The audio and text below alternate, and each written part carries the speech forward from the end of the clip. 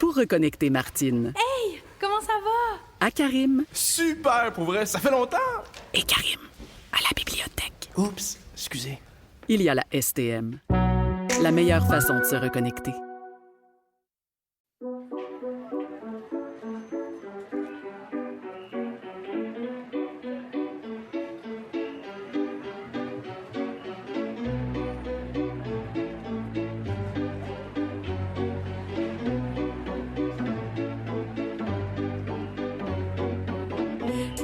Bonjour tout le monde, ici Marjorie Théodore au micro.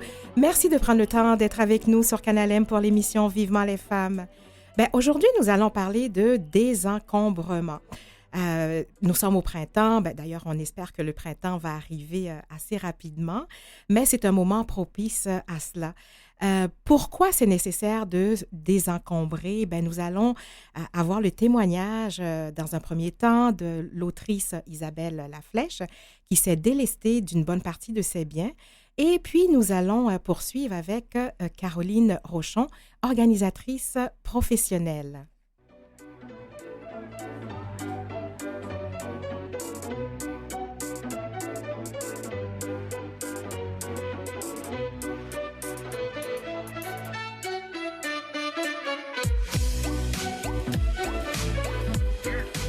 Bonjour Isabelle Laflèche.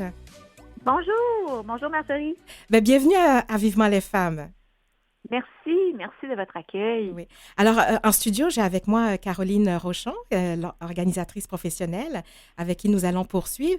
Et alors, je voulais vous dire qu'on était toutes les deux pour vous écouter. Alors, premièrement, Isabelle, vous êtes avocate. Vous avez travaillé à Toronto, à New York. Vous avez mené une vie de jet-set. Puis tout d'un coup, on a vu circuler votre vidéo dans laquelle vous vous êtes départie quand même de 75% de vos biens. Pourquoi vous avez éprouvé ce besoin?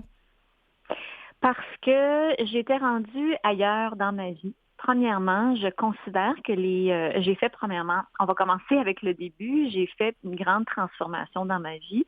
En fait, j'en ai fait deux. J'ai quitté le droit en 2005 parce que j'avais le goût de poursuivre ma créativité. J'avais ce besoin-là d'être plus créative. Ensuite, j'ai suivi des cours, des formations aussi sur le développement personnel, quelque chose qui était très important pour moi et pour mon évolution. Et dans ces formations-là, j'ai appris des choses sur l'énergie, parce que nous, les humains, on est constitués d'énergie, mais les objets aussi.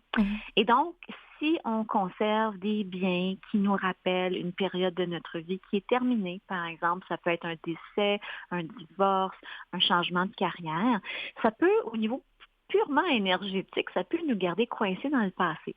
Donc, pour moi, à chaque fois que je fais une nouvelle transition dans ma vie, je me départis de beaucoup, beaucoup de choses. Et l'autre chose, c'est que je me suis rendu compte que j'étais extrêmement attachée à certains objets. J'avais mis des meubles que j'avais conservés dans un storage. Et ces meubles-là, c'était des antiquités, des choses que j'avais achetées quand j'habitais à New York et que j'utilisais pas du tout. Et j'avais un attachement vraiment exagéré à ces objets-là. Ça faisait quelques années que je les utilisais pas. C'était un petit peu ridicule même. C'est difficile à expliquer des fois notre attachement à des choses. Et à un moment donné, j'ai senti le besoin de couper la corde. Donc, j'ai tout vendu. Et j'ai senti une énorme libération. J'ai senti un bien-être avec ça. Et je me suis rendu compte que j'étais une personne qui s'attachait beaucoup au matériel. Et finalement, ça laisse la place. Moi, j'ai suivi les enseignements d'une dame qui s'appelle Florence Scovel-Shinn. C'est une dame qui a écrit des livres, dont Le jeu de la vie et comment le gagner. Et elle explique dans son livre que les objets, si on ne les utilise pas, ça crée une stagnation et ça crée des blocages. Donc, si on veut, par exemple, attirer plus d'abondance dans notre vie, si on veut attirer un nouvel amoureux, une nouvelle amoureuse, on veut attirer des nouveaux contrats, des nouveaux objets, si on reste attaché aux vieilles affaires, ça bloque tout ça. Il y a une loi spirituelle qu'on appelle la loi de la circulation. Donc, c'est très, très important de faire circuler les choses, que ce soit les vêtements que l'on porte plus, on va porter ça à des friperies, des organismes de bienfaisance. On fait circuler les choses parce que si on a des objets qu'on n'utilise pas, on prive quelqu'un d'autre d'en profiter. Alors, pour toutes ces raisons-là, je me suis départie et bien évidemment, c'est suite à quelques déménagements. Et à chaque fois que je déménageais, je me rendais compte que j'avais envie de m'alléger encore plus. Et ça a créé vraiment un sentiment de bien-être. Donc, ce que je comprends, c'est par étape que vous avez, parce que vous êtes départi de 75 là, je l'ai dit au début, de vos biens. Vous l'avez fait par étape? Oui. J'ai déménagé plusieurs fois dans les dernières années et à chaque fois, je laissais aller un gros morceau. Donc, par exemple, je suis passée d'une résidence à une autre. J'ai donné tous les livres que j'avais mis ça dans un garage. J'avais énormément de livres. Je suis écrivaine, donc j'adore la lecture. J'en avais beaucoup, beaucoup. Et je les utilisais pas. Ils étaient dans un garage. J'ai commencé à prendre l'humidité. Donc, dans la nouvelle ville où je suis déménagée, je suis allée porter ça à la bibliothèque locale. À leur grand bonheur, ils étaient super contents. Ils en ont vendu une partie lors de leur vente annuelle de livres seconde main. Ils en ont utilisé pour la bibliothèque du village. Donc, pour moi, c'était OK, wow, je fais du bien à la communauté, je m'en servais plus, ils étaient dans un garage, ils commençaient à prendre l'humidité. Et en ce faisant, je me suis libérée. Après ça, je suis redéménagée encore une autre fois. Et cette fois-là, c'était des meubles, des vêtements, j'ai tout laissé aller, des choses que je portais même plus parce que c'était plus de... J'étais plus là, une avocate, je travaillais de la maison, j'avais plus besoin de tout ça. Donc, c'est ça. C'est par étapes et je vous dirais que ça aurait été encore préférable si j'avais tout fait d'un coup, mais des fois, c'est pas toujours facile. Oui. Et est-ce qu'il y a des objets qui vous manquent comme 2-3 ans après, vous dites, ah, j'aurais dû garder cet objet-là. Est-ce que ça vous est arrivé? Jamais. Ah oui? Jamais. Non, jamais. Je pense qu'une fois, j'avais regretté j'ai vendu sur eBay une veste, puis je m'étais dit, ah, j'aurais pu la garder, mais ça fait très, très, très longtemps de ça. Et non, jamais. C'est pour vous dire à quel point on a tendance à se créer des faux attachements à des objets. En tout cas, dans mon cas, moi, j'étais attachée à des choses juste parce que c'était beau. J'avais trouvé ça à New York chez un antiquaire ou j'avais acheté ça parce que ce jour-là, j'avais eu une promotion professionnelle. J'avais envie de me gâter, donc j'avais acheté tel objet. Et finalement, ça restait dans les tiroirs et ça me servait plus. Alors, j'ai jamais regretté. OK. Vous avez parlé du processus de détachement avec l'objet. Est-ce que vous pouvez nous en parler? Comment ça se fait? Je pense qu'il faut, vous connaissez Marie Kondo sans doute dans ses livres, elle parle beaucoup les objets qui nous apportent du bonheur. Et dans sa méthode, Marie, elle dit tout le temps, il faut remercier l'objet et lui dire merci beaucoup d'avoir servi dans ma vie, je te laisse aller. Alors c'est un peu ce que je fais moi. Mentalement, si on veut, je remercie l'objet. J'ai beaucoup de gratitude que cet objet apportait de la beauté dans ma vie. Moi, je suis une personne qui est très attirée par les belles choses, la beauté, les couleurs. J'adore les meubles colorés, les vêtements colorés. Donc, j'ai tendance, des fois, à vouloir trop en acheter, à tout vouloir conserver. Donc, je prends l'objet, j'ai dit merci beaucoup d'avoir servi dans ma vie, merci d'avoir apporté de la couleur dans ma vie et je te laisse aller. Et souvent, les gens qui achètent mes choses, je le reconnais, ce sont des gens qui apprécient ce que j'avais acheté, ils me remercient, ils démontrent de la gratitude et c'est comme si je laissais partir un enfant chéri avec des parents dont je sais qu'ils vont bien s'en occuper. Alors, c'est toujours comme ça pour moi. Et à chaque fois, c'est comme un sentiment de libération, de purification. Et je passe à un autre appel. Je tourne la page assez rapidement. OK. Puis, est-ce que le désencombrement, c'est un éternel recommencement? Oui et non. Je pense que dans mon cas, moi, personnellement, au fil des années, et c'est en fait le sujet de mon blog, et j'ai un podcast à ce sujet-là, un balado, j'étais une consommatrice compulsive et excessive. C'était pour, en fait, remplir un vide intérieur parce que je faisais pas ce que j'aimais dans la vie. Donc, j'avais tendance à aller magasiner pour me changer les idées, pour me changer les idées, pour remplir ce vide-là. Aujourd'hui, je fais ce que j'aime. Je suis très, très passionnée par mes livres, mes conférences, mon balado, mon blog.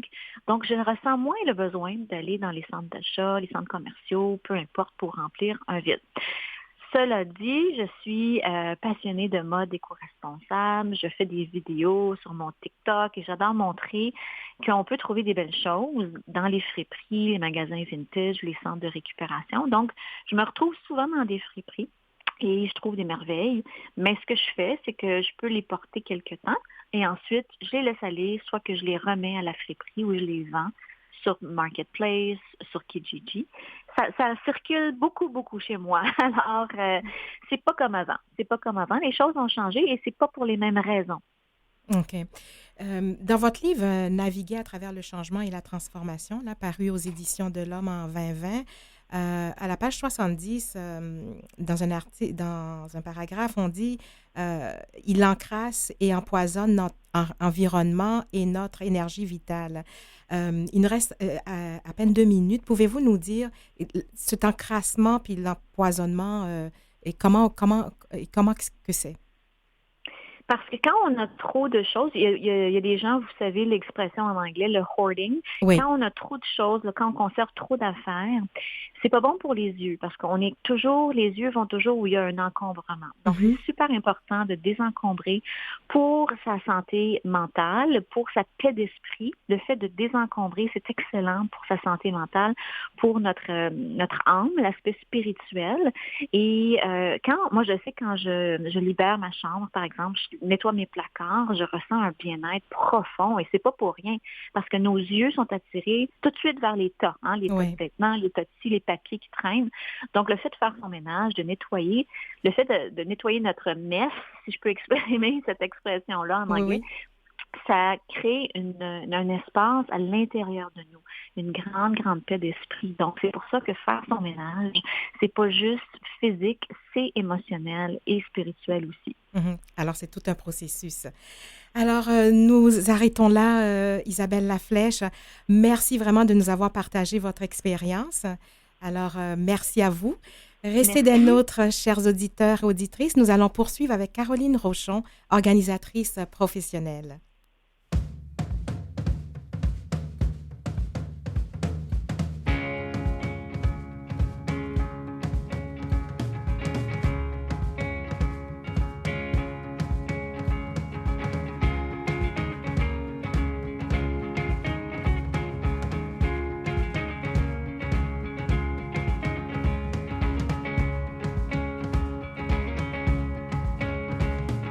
C'est seulement dans ma tête.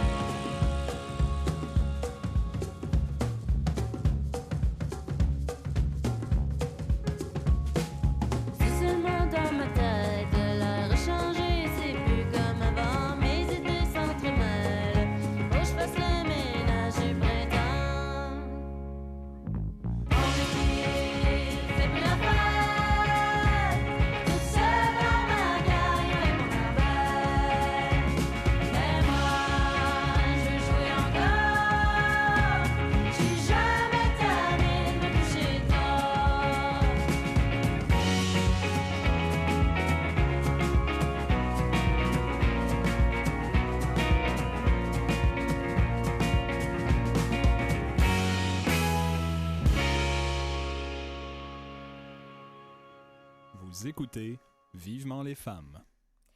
Nous venons d'écouter la chanson Ménage du printemps de Bon Enfant.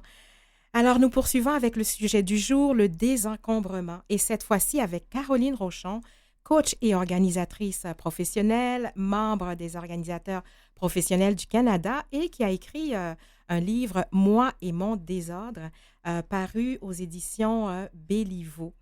Alors, bonjour Caroline Rochon. Bonjour Marjorie, merci de me recevoir en studio. Ah oui! Ah non, très contente aussi. Et puis, depuis la pandémie, on reçoit beaucoup au téléphone. Oui. Donc, d'avoir les gens au studio, nos invités, ça nous fait toujours chaud au cœur. Moi aussi, j'ai pas manqué l'opportunité. Ah ben, plaisir, parce qu'en plus, vous venez de Gatineau. Oui. Hein, donc, alors, il faut vraiment apprécier. Alors, Caroline, vous avez entendu le témoignage d'Isabelle Laflèche, qui était en début d'émission avec nous, qui, elle s'est délestée de quand même 75 de ses biens. Qu'est-ce que ça a fait ressortir d'essentiel, ce que vous avez entendu? Je pense qu'elle a une grande sagesse et sa philosophie rejoint beaucoup des principes dont moi j'aborde aussi avec mes clients. Mm-hmm. Donc, elle est sur une très bonne voie et je pense que c'est un autre exemple de gens, parce que moi, j'ai fait un peu le même processus. Oui. Tu arrives dans un moment dans ta vie où ton bonheur n'est pas très élevé. Et une des façons, pour moi, ça a été de désencombrer vraiment mon environnement. Mm-hmm. Et puis, je pense que les gens qui vont vraiment à fond de ce processus-là, et non seulement de désencombrer et organiser ses tiroirs de cuisine ou ses placards et son garde-robe, vit une transformation profonde. Donc, je pense qu'Isabelle a vraiment... On pouvait l'entendre dans sa voix de son cheminement à son bonheur, où elle en est. Et puis, c'est un peu ce que je souhaite aux gens, de s'investir pleinement dans ce processus-là pour en découvrir tous les trésors cachés sous notre désordre. Moi, j'ai déjà donné une conférence qui disait « J'ai trouvé ma passion sous mon désordre ». Ah oui? Alors, puis je pense qu'Isabelle, c'est la même chose. OK. Aussi. Bien, c'est intéressant. Racontez-nous un peu votre histoire. Comment ça a débuté, votre... Bien, moi, j'étais quelqu'un qui a fait beaucoup de travail. Je me cherchais un peu dans la vie. J'ai trouvé un emploi au gouvernement. Je pensais avoir frappé la loterie avec tous les avantages sociaux, la bonne paye et tout. Et puis, à l'époque, moi et mon mari, on essayait d'avoir des enfants. J'ai été 10 ans à faire des fausses couches, dont la dépression a commencé suite à ça. Et les journées où je n'étais pas capable de travailler, je restais à la maison. Oui. Et à l'époque, c'était que des émissions sur le désencombrement et de l'organisation. Mm-hmm. Donc, à un moment donné, ça a fait, je pense que ça me parle. Et tranquillement, pas vite, je me suis mis à aller boîte par boîte et tablette par tablette pour désencombrer tout ce qui me collait plus à la peau, tout ce qui vibrait plus avec moi, ce que je n'aimais plus. Et c'est comme si, en faisant ce processus-là, le brouillard qui s'était installé dans ma tête avec la dépression s'est dissipé. Et je me suis dit, wow, si moi, j'ai réussi à le faire, ça veut dire qu'il y a de l'espoir pour les autres. Oui. Et ce que j'ai su, c'est qu'il y avait une organisation au Canada. Je me suis inscrite comme membre, je suis allée à des rencontres, j'ai pris des cours et tout ça. Et puis, 2005, j'ai commencé mon entreprise. Et donc, 2022, je suis encore là. Ah ouais. Puis... moi, ce qui me frappe aussi dans tout ça, est-ce que l'encombrement a une classe sociale? Ce que je veux dire, est-ce que ça a un genre, ça a des frontières géographiques? Parce que pour moi, j'aurais tout de suite pensé que c'est dans les pays industrialisés, etc. Donc, ce phénomène-là.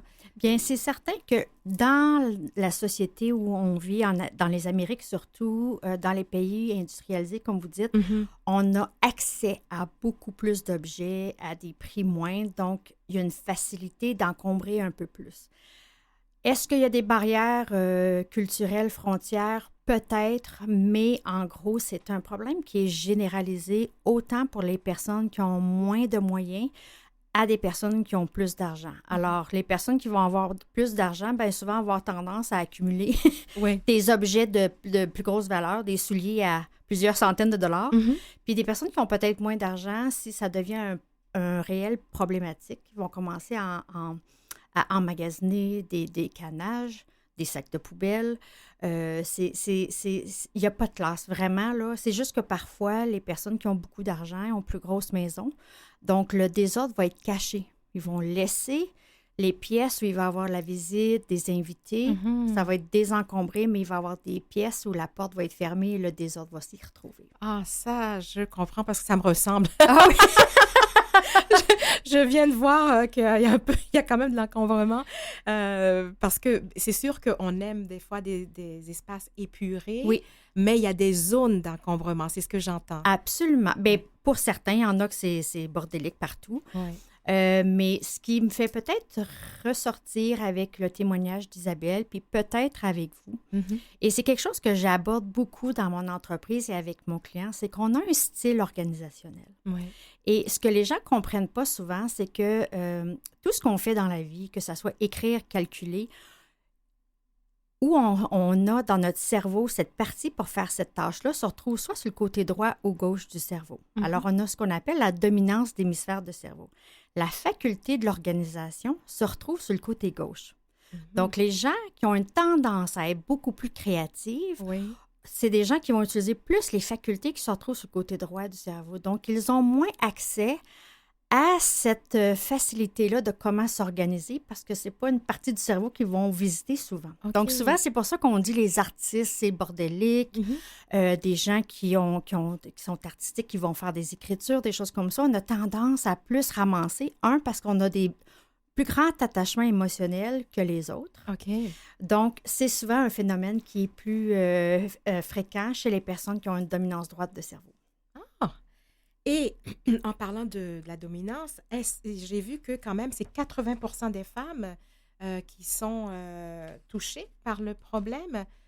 Ou vous direz non? Je ne connais pas la statistique par rapport à ça. OK. Je dirais qu'il y a autant les femmes que les hommes qui ont un problème d'encombrement. Je pense que ceux qui s'en font le plus, c'est les femmes.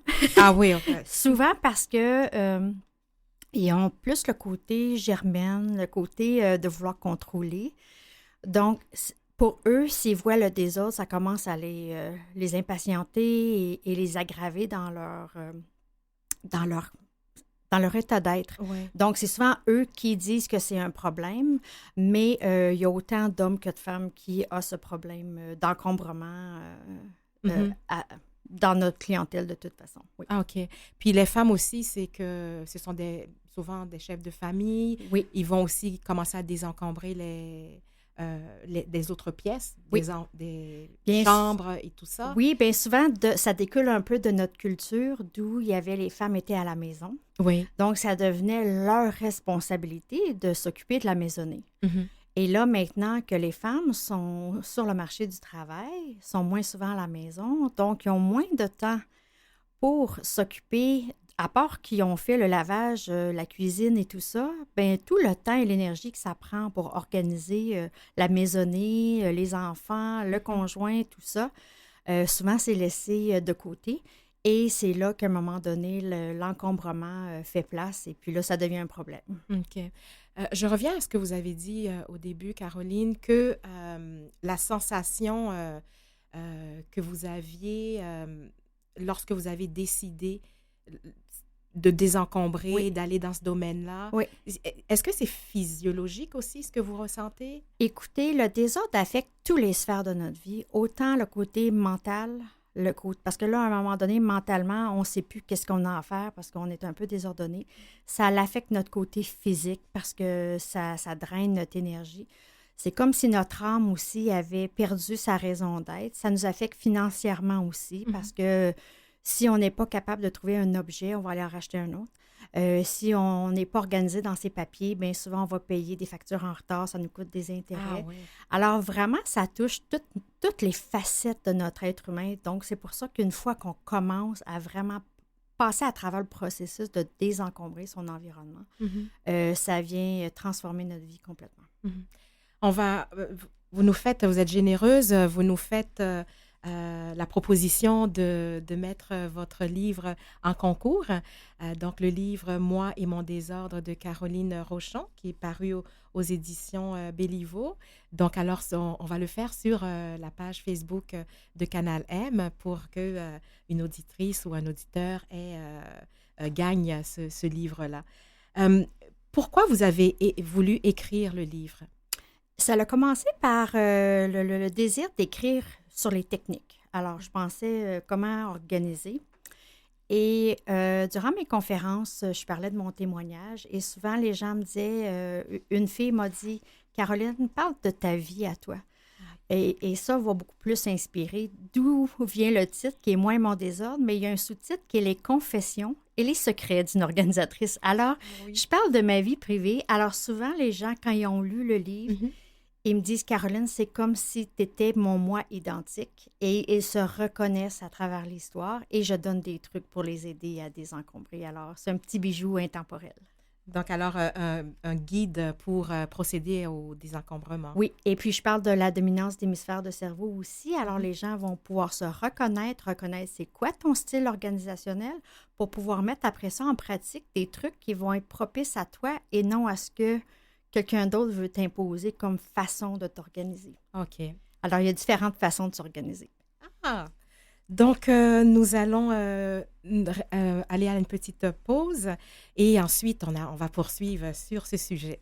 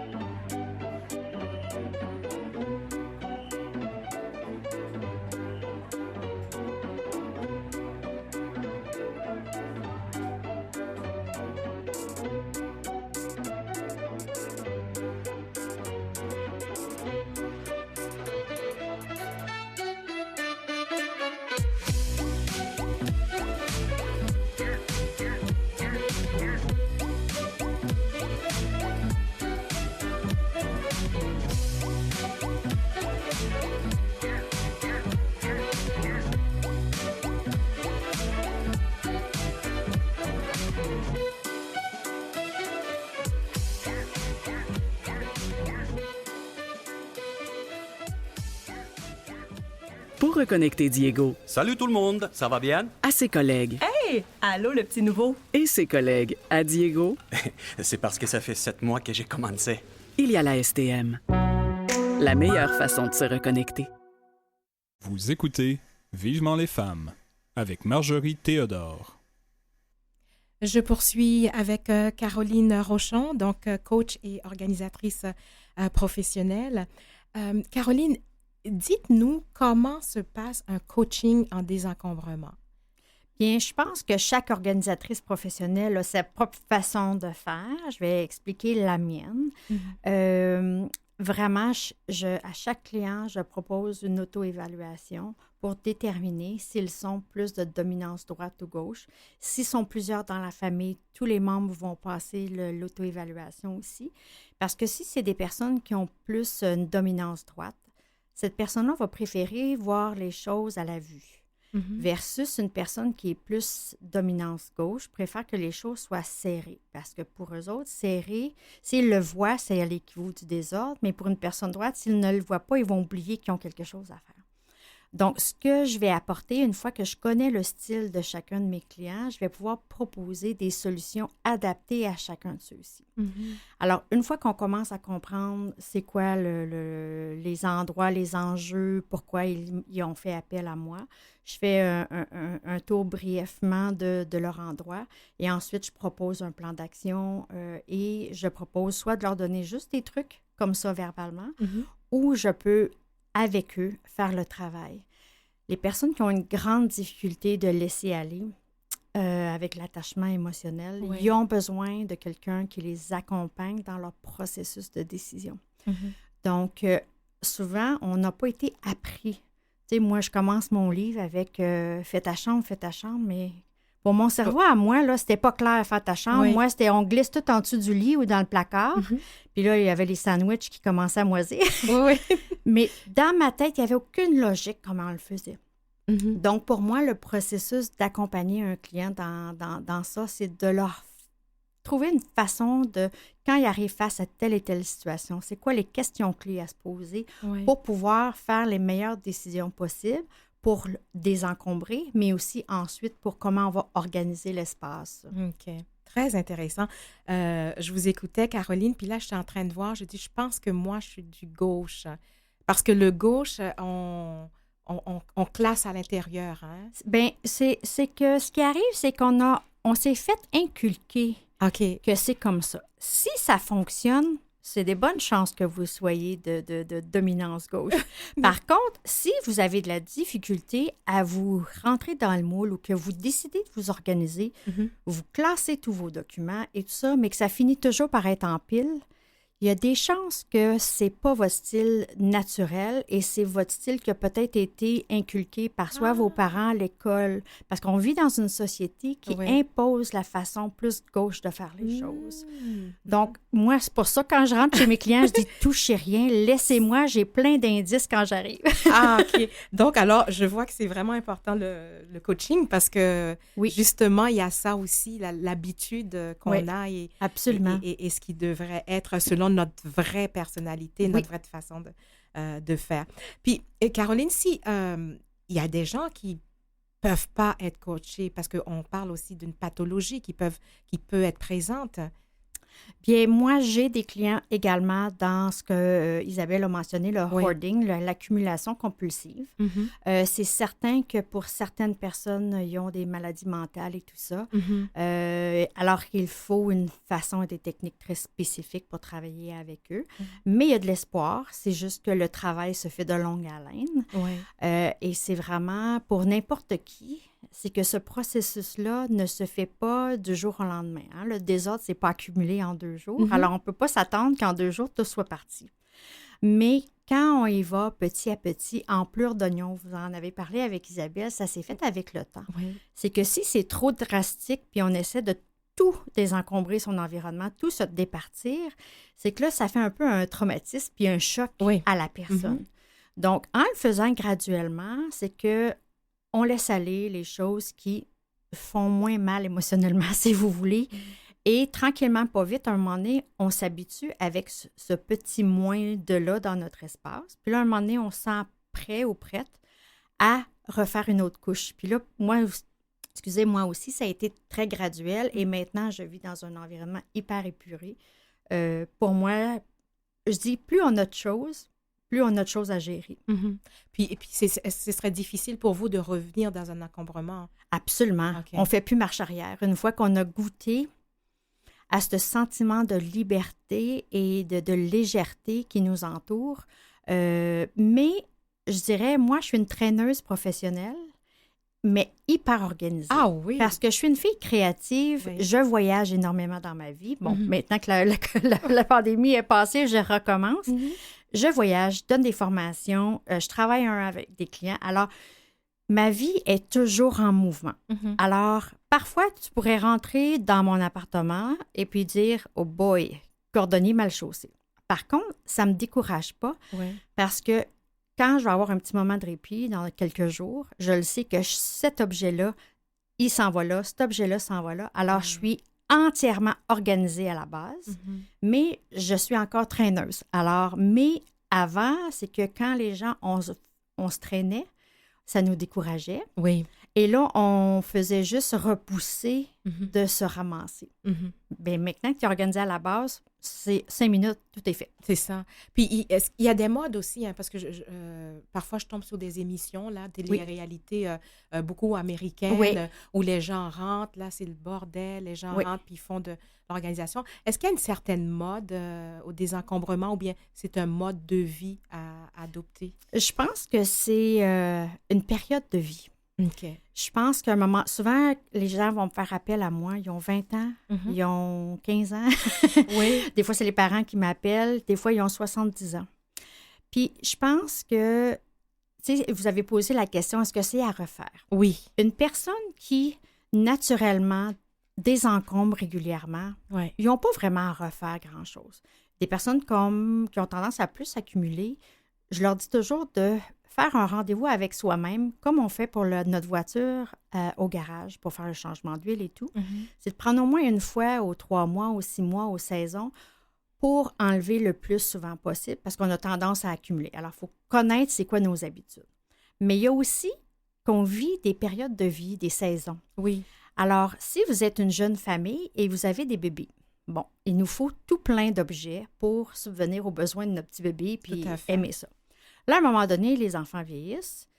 Si on n'a pas fait de désencombrement ou d'épuration, à un moment donné, les enfants sont rendus ados, sont rendus plus vieux au collège, à l'université. Alors, souvent, si on ne l'a pas fait aux différents stages de notre vie, c'est que là, à un moment donné, on se retrouve vraiment avec un gros problème. Mais souvent, les gens vont être appelés à faire ce désencombrement-là au changement de vie. Isabelle en a parlé. Changement de travail, changement de carrière. Il y en a, ça va être des divorces. Il y en a que ça va être suite à la perte d'un être cher. Les enfants partent de la maison ou les enfants changent d'âge, de groupe d'âge. Donc, ce changement-là va venir soit avec les saisons de notre vie. OK. Puis, quand on fait le désencombrement, il faut faire des tris. Comment on peut le faire efficacement? Puis c'est où qu'on donne, les endroits où on donne nos objets? Souvent, le premier problème que les gens vont faire, c'est qu'ils vont dire, OK, ce week-end, on s'organise, on désencombre. Alors souvent, ils vont aller au magasin grande surface puis ils vont aller chercher des bacs. Oui. Et je dis, ça, c'est pas tout de suite, c'est la 3e ou 4e étape. Oh! Okay. Moi, je vous suggère, prenez un papier puis un crayon. Allez prendre un café ou un thé à l'extérieur de la maison. OK. Prenez un recul et d'écrire « J'ai le goût de vivre comment? Qu'est-ce qui est important pour moi maintenant dans ma vie? Où j'en suis rendue? Est-ce que les enfants ont vieilli? Est-ce que je suis tannée? Est-ce que j'ai perdu du poids ou j'en ai pris? » Alors, c'est vraiment faire un portrait d'intention de où je veux, comment je veux que mon espace, comment je veux me sentir dans cet espace-là et qu'est-ce qui est nécessaire. Parce que, tu sais, à un moment donné, il y a des modes. On fait du jus, là. On a toutes les différentes bébelles pour ça. Mais si ça ne fait plus partie de ta vie, savoir que c'est clair pour toi où tu t'en vas, dans quelle direction, c'est que quand va venir le temps d'épurer la pièce, plus facile de prendre une décision. Est-ce que ça, c'est en lien avec ma vision de cet espace-là ou non? Donc, la première étape, c'est vraiment faire une vision de ce qu'on veut. Une fois qu'on a commencé le processus, c'est vraiment de faire les catégories, le tri. Qu'est-ce qui est à donner, qu'est-ce qui est à jeter, qu'est-ce qui est à recycler, qu'est-ce qui est à déchiqueter. C'est beaucoup de catégories, mais prendre le temps de s'organiser avant, d'avoir des bacs, d'avoir des boîtes, c'est là où c'est plus facile et moins décourageant. Et puis ensuite de ça, c'est de savoir est-ce qu'on va, les choses à donner qui sont encore bonnes, on peut les emmener à une œuvre de bienséance qui récolte les articles de maison, les vêtements et tout. Et ensuite, c'est de voir avec sa municipalité les éco-centres où on peut rapporter des objets comme des vieux ordinateurs, des peintures. Il y a plein de façons, puis souvent, les municipalités vont l'avoir sur leur site Internet de où exactement on peut se départir de tous ces objets-là pour avoir le moins possible dans l'enfouissement. OK. Bien, on se rend compte, plus on va dans l'émission, Caroline, on voit qu'il y a vraiment tout un processus à faire qui est physique, en action, mais aussi psychologiquement. C'est ce que je comprends de tout l'accompagnement là, vers ce désencombrement. Absolument. Ouais. Donc, nous nous arrêtons pour une chanson et on poursuivra par la suite.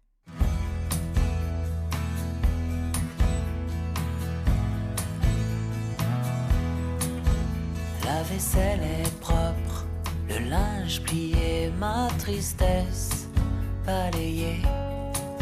Je cligne des yeux, t'es encore là, je crois rêver.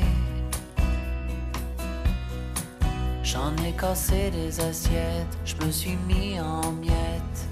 Photos du passé, en 1000 morceaux, sur le plancher, tu m'as recollé. Où est-ce que t'étais tout ce temps-là, quand c'était le bordel en dedans de moi et que je ne voyais pas que l'arc-en-ciel brille pour moi.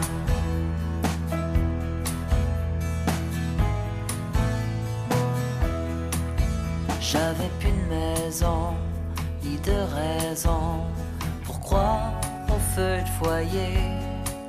Tu m'as ouvert ta porte, invitation pour me réchauffer. Il ventait fort dehors, il faisait froid dans mon corps, sous mes vêtements troués. T'as choisi du fil de laine pour me rapiécer. Où est-ce que t'étais tout ce temps-là, quand c'était le bordel en dedans de moi et que je ne voyais pas que l'arc-en-ciel brillait pour moi? Où est-ce que t'étais tout ce temps-là, quand c'était le bordel en dedans de moi et que je ne voyais pas que l'arc-en-ciel brillait pour moi?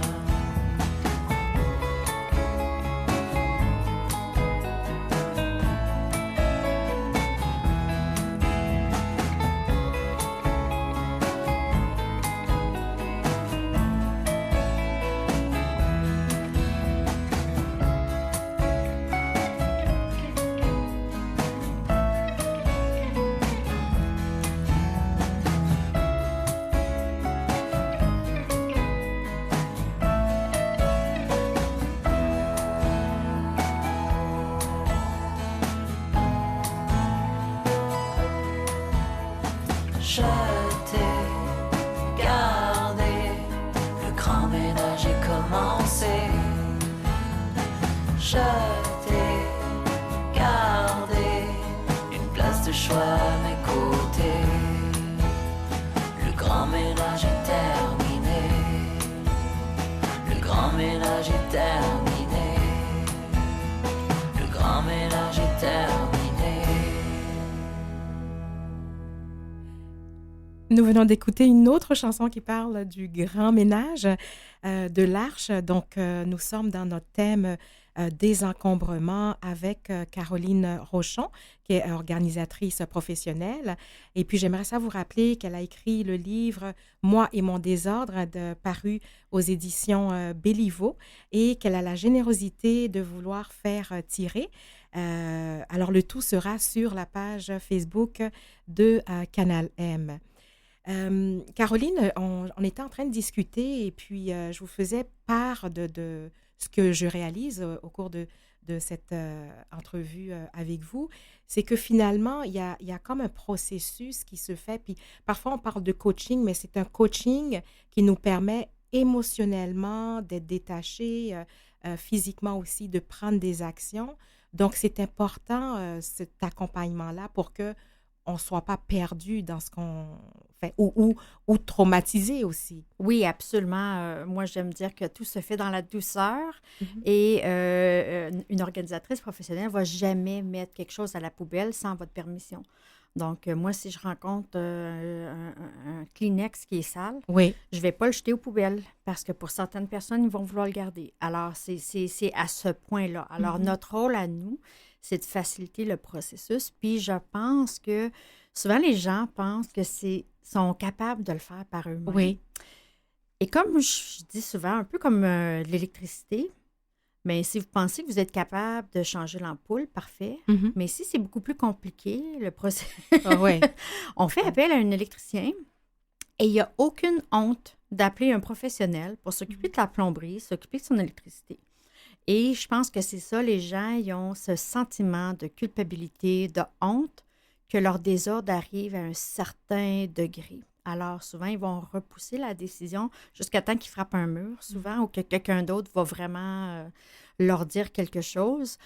Et nous, on arrive sans jugement, on en a vu de toutes les couleurs, comme on dit. Oui. Et puis, c'est ça notre rôle, c'est de vous aider là où vous n'avez peut-être pas appris comment faire et que s'il y a eu des traumatismes pour X raisons, des pertes de personnes, des divorces, changements de carrière, des problèmes de santé, nous, on est là pour ça. Puis c'est fait avec tact, diplomatie, avec beaucoup d'amour et de bienveillance envers notre client. Alors, c'est un processus qui, souvent, les gens font « Oh, pourquoi j'ai tant attendu? » Oui. Ils éprouvent un soulagement. Absolument. C'est ça. Puis, en lien avec ça, on parle toujours du printemps, il faut faire le ménage du printemps, etc. Même ce ménage du printemps, ça pourrait être déjà un premier pas? Absolument. Et puis, le ménage de printemps, ça vient en fait de l'ancien temps. Hein. C'est une pratique qui vient même de la Bible. On en parle dans un des livres, Exodus, je pense, je ne me souviens pas, mais c'était une pratique, le grand ménage au niveau britannique. Les gens faisaient réchauffer leur maison avec du charbon, du mazout.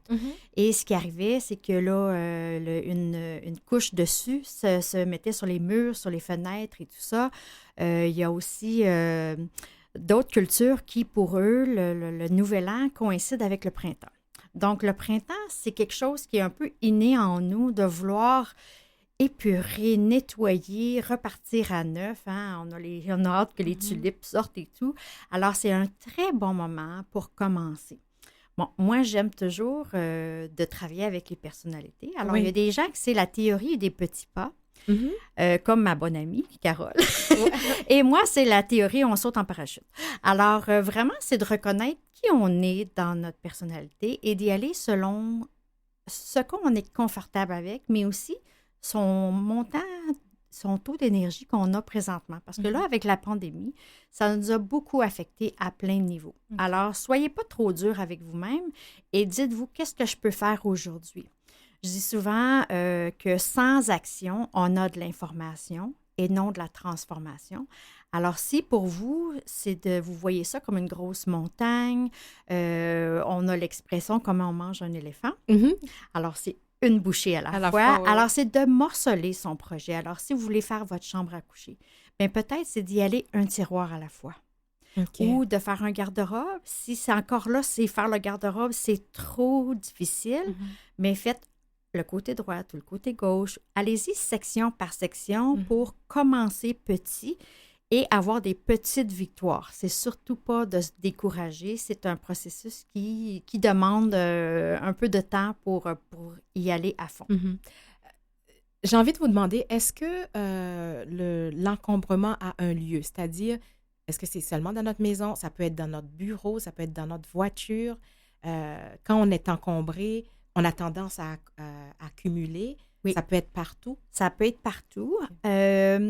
Encore là, ça dépend de la personne et de son paraître.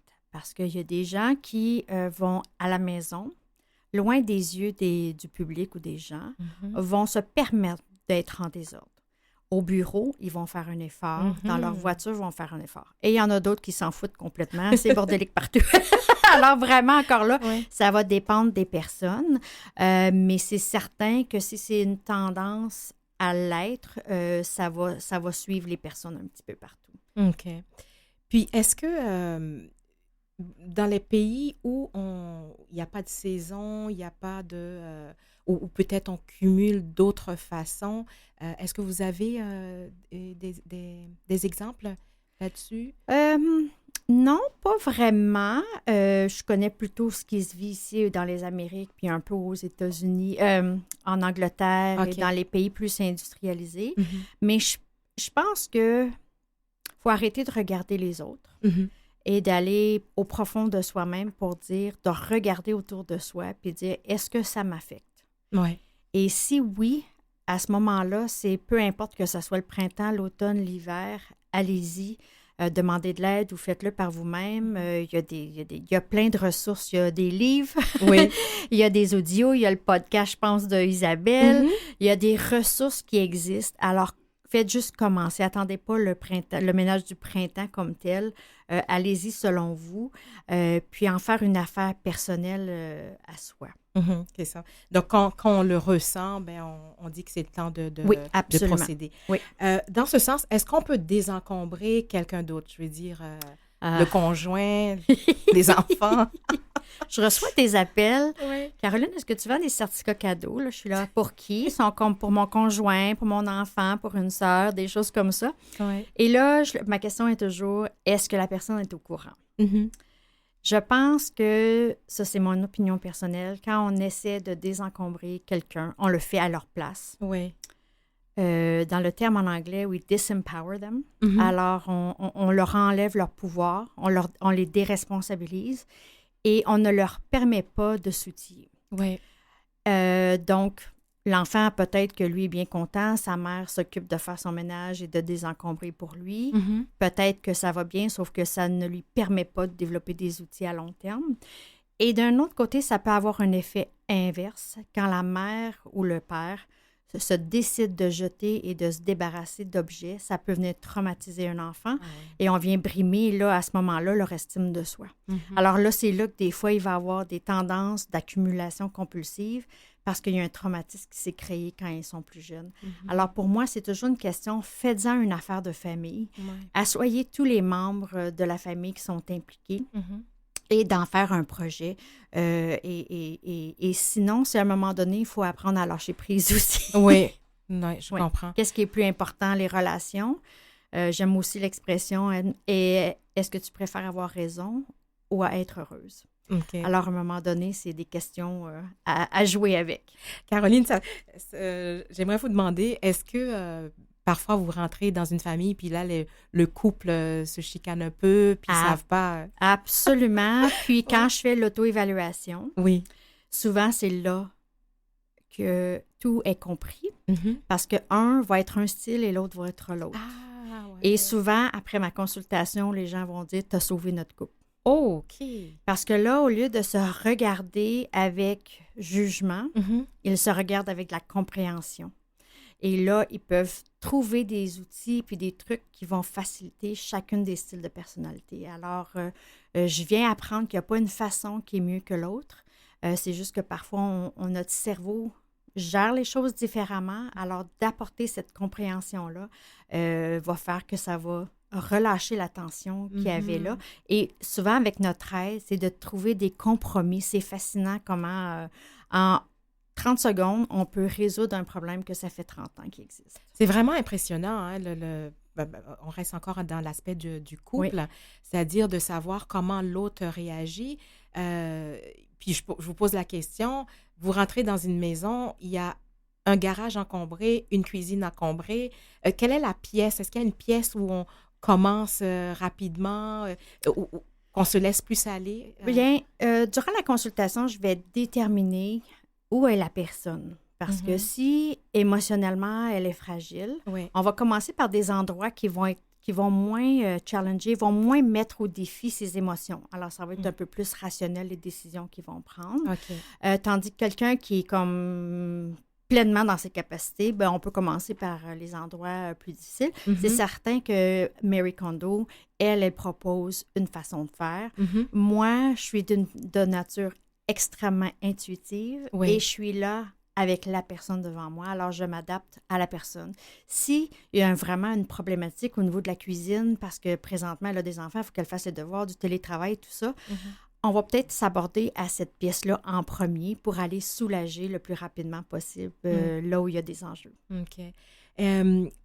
Moi, je pense aussi aux collectionneurs. Est-ce que ça vous arrive des gens qui collectionnent Oui. des objets? Alors, il y a une distinction entre collectionneurs et hoarders, là, les accumulateurs compulsifs. Alors, les accumulateurs compulsifs, c'est qu'ils sentent une grande détresse juste à penser à se départir de quelque chose. Ouais.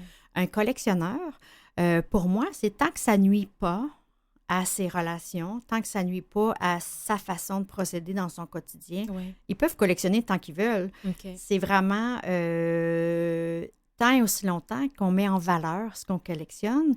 Pour moi, si tu collectionnes, mais tout est dans le fond du placard et ça accumule la poussière, on n'honore pas les objets. Donc, pour moi, là, à un moment donné, c'est là qu'il faut faire un choix dans la quantité raisonnable pour cette personne-là d'accumuler des choses.